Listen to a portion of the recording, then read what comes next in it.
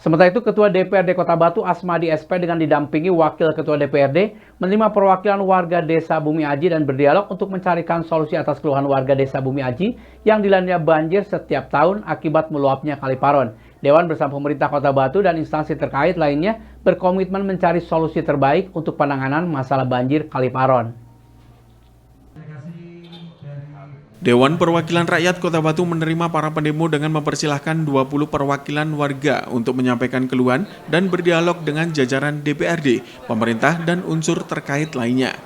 Dalam paparannya, Kepala Desa dan beberapa warga masyarakat mengungkapkan keluhan dan ketidaknyamanannya dengan seringnya terjadi banjir setiap musim penghujan.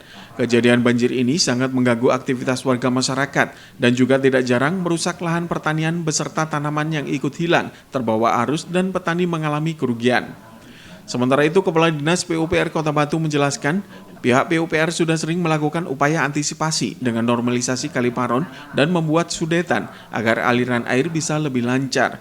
Tetapi karena banjir bercampur sampah dan banyak membawa bambu, batang kayu besar, sehingga menutup aliran air di cek dam maupun sudetan Kali Paron, sehingga meluap dan banjir.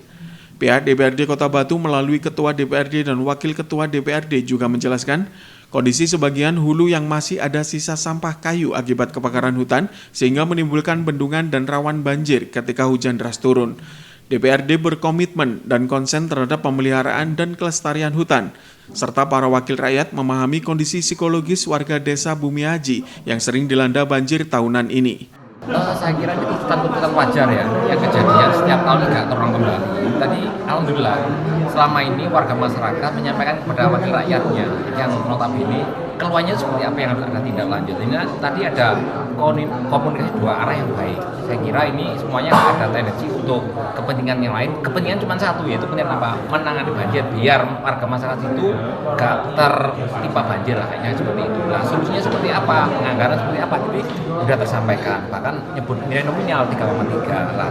3,3 ini harus bagaimana jalan keluarnya? Ya kita penuhi lah tentunya dengan mekanisme yang ada, karena pergeseran penganggaran kan sudah habis kalau murni kemarin lah.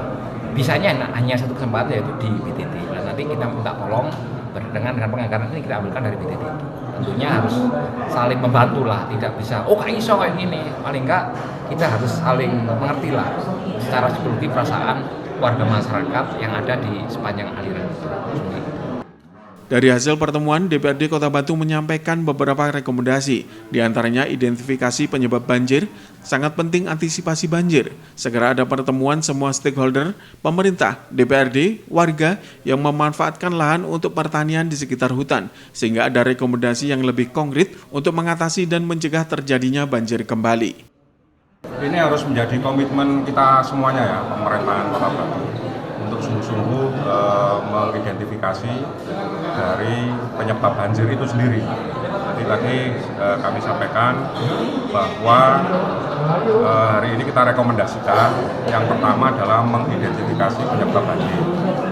Ini sangat penting karena kalau kemudian soal tindakan pasca banjirnya itu pasti akan dilakukan oleh pemerintah, tapi sebelum banjir ini tentu yang lebih penting. Salah satu contoh kemarin tadi saya sampaikan bahwa segera ada pertemuan semua stakeholder,